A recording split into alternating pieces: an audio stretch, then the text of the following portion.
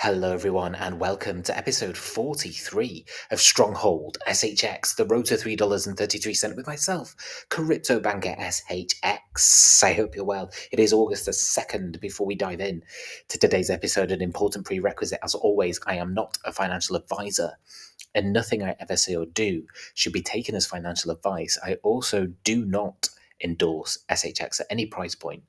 Now, we are currently ranked 309 out of all of crypto.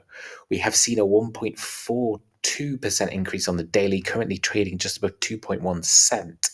We have also seen a slight increase in volume, a 13.6% increase, rounding a cool $1 million.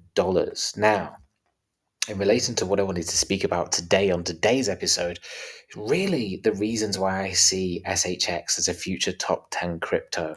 Now, I'm not going to cover all of this, but I think it's important, even for seasoned individuals, even seasoned strongholders, to really remind themselves exactly the work that SHX have been doing in Stronghold and Stronghold Net for the past 7, 8 years.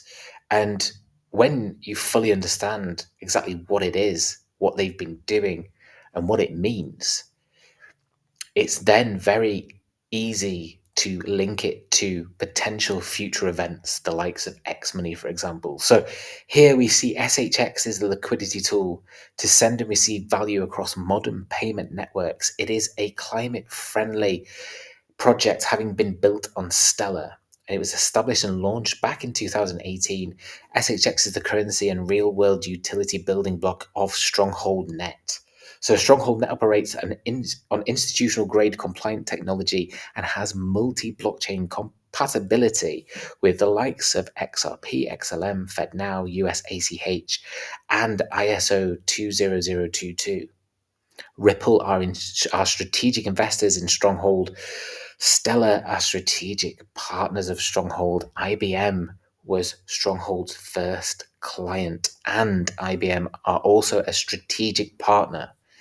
Now, on that knowledge, given that IBM were the first client of Stronghold, a small startup in San Francisco, that never happens. And therefore, the involvement of IBM within Stronghold is probably a little bit further than just being a strategic advisor and being their first client. The same with Ripple, the same with Stellar. One might suggest or maybe flirt with the idea or concept that actually, when you're looking at Stronghold, it isn't just Ripple and Stellar, but it's also IBM. It's a trio of powerhouses coming together to really form part of the new financial system. And I suppose the advantage to that is that with a new business, you can also go after the niche markets that Stronghold did and build it in a way which the technology was able and capable to be allowed to really work as it should. And I always emphasize this because I had many conversations with the boards of banks around 2017, 2018 in relation to AI and how that technology could potentially enable growth within those businesses. Uh, in regards to specifically, the legal and compliance departments and the data privacy aspect of the operations in these banks internationally. And as I say, my conversations going back even 2015, 16, some of them had heavily invested within this new technology piece and it just wasn't working and they'd had to rip it out after 6 months. Like a lot of the experience of AI and technology really advancing and automation, certain departments and certain arms of the bank, it just didn't work. And so you had obviously a new idea, a new offering. The interest peaked around sort of 2017, maybe 2016. And then, like I say, they had to really almost rip these systems out. So the advantage, and why I'm telling you this, is the advantage of Stronghold it was formed when the technology was actually mature enough to work and speak to internal systems. And that's the problem that all these banks had, is that they had old technology sat upon old technology. Like, you'd be amazed at what they were still using. Now, the problem with these systems is that when you start to implement them, if you don't do it correctly and it's not scalable, what will happen is you'll have internal systems that won't speak to the new systems. And you will also have this, if you're looking at a bank globally, they have different operating systems within different jurisdictions. So it's very difficult to then roll out a simple piece globally, unless, for example, you had an award-winning, industry-leading API, right? Yeah. So here, the strategic investors of Stronghold and SHX are a powerhouse of industry leaders ranging from traditional finance to modern payments technology founders, three of which are the co-founders and board members of the Bancorp Bank. JP Morgan are the main investor in the Bancorp Bank, as well as a partner of Stronghold, and the Bancorp Bank supply PayPal and Chime with their banking services for their users. But most interestingly, are a settlement and liquidity provider for FedNow. Stronghold are members of Nature and are members of the Nature Payment Alliance Board, which governs and controls the US ACH network, a network that processes over 80 trillion in US and global payments a year. Stronghold Net has three active use cases: rewards, DeFi, and governance, alongside a promotions feature in which merchants and consumers can earn SHX. By the way, I wrote all this by myself. I didn't use AI because I know the subject matter.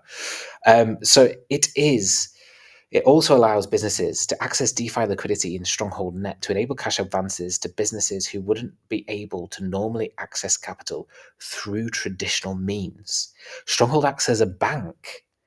As it processes the customer's payments, it can allow lending to these businesses. The initial loan processing fee of 1% is charged in SHX, of which 70% of this fee is burned forever, making SHX deflationary, consistently reducing the max supply of SHX with advanced utility, right? And so governance voting puts the holders of SHX in control of any changes and features of SHX and Stronghold Net. If the second SHX governance vote is passed, which it was, the entire network will be governed 100% by SHX via community proposals.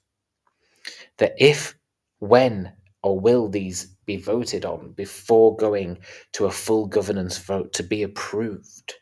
So there's that sort of screening process and aspect to it. This also will enable DeFi to be fully opened up to all SHX holders, meaning strongholders will be able to stake their SHX in liquidity pools within Stronghold Net, earning SHX and effectively becoming their own bank. Stronghold Net allows businesses, institutions, and governments to build their own modern, interoperable, and customized payment networks. This enables governance, interoperability, custom asset issuance, KYC, and faster payments. Who do you think's been building on SHX and on Stronghold Net? Who do you think is plugged into this? Well, we know from a broad statement that it's banks and governments and merchants. But specifically, who? Who has been building and really utilizing that customized virtual payment network service from Stronghold? It's probably who you think it is. I'll say that. The largest venture capital firms all utilize Stronghold Net and earn SHX for every dollar transacted through the network. It's literally like a crypto dream come true, isn't it? When you really understand what Stronghold do as a business, that they're a fully operational, verified business, already a key player in the financial system and processing payments. And then you have all of it built around the future utility of blockchain and blockchain adoption. Like I say, this isn't a sort of second thought in which, oh, well, let's create a crypto project and we'll solve cross-border payments and that's what we'll do. Like, no, these people, this business is a fully fledged operating business. It's already established and it's already working with every major player within finance. And what's left? Well, what's left is switching StrongholdNet on to fully utilize SHX. And that's what I've been saying all along. And now you're about to witness it in real time. Like when you look at Sean Bennett and Tammy Camp, you realize that these people aren't here to mess around. They're here to take all of the money. They're here to be industry leaders. They already are. And the amount that they've achieved in 8 years, what do you think that they can achieve in 5 years with regulation and law and compliance and frameworks? Like, wow. And if you didn't know, then Stronghold were the gold sponsors at Natcha Online. Smarter, Faster Payments 2024 is the biggest US ACH network of the year alongside global institutional powerhouses. They sponsored the Wi-Fi and they called it Stronghold ACH. These people are spelling it out for you. They can't come. I mean, this is back in sort of, May 2024, before Trump, right? They can't come out and say, hey, we're working with this person, working with that company, we're working with that organization, pre-regulations. Like, the NDAs they're wrapped up in are insane. And when you find out, when we're told, potentially, and they become public knowledge, I don't think you're going to see anything like it or what it does, like, ever repeated. Here, again, from August 2023, the speculation, SHX to be included in crypto payment accounts. Where do you think I got this from? Like, where do people think I got $3.33 from? Where do they think that I got that Stronghold, SHX, a unknown project, market cap below $2 million? No one cares. There's no community. No one's talking about it. The founders barely post on X. Like, maybe back then you would maybe get like 1 or 2 posts, I think, a year. Lucky to get a post a quarter, right? No one cared. Where do you think I got it from? Because now it's like, oh, it's suddenly now becoming the hot topic of speculation. Is SHX going to be included in X money, in crypto payments? Like, anyway, here is the Strongholders X community.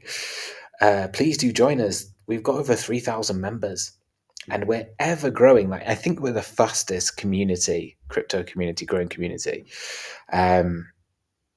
100%. And it's, we're just getting bigger and bigger by the day, which is fantastic. You should come and join us if you are on X. Please do join our SXX Strongholders community group. That's it for episode 43. I'll be back tomorrow for episode 44. You know the drill. If you do like, please share, please comment and tell your friends. Or don't. It's up to you. But I will be back tomorrow for episode 44. Wherever you are in the world, I hope you have a fantastic day ahead of you. And I will be back tomorrow.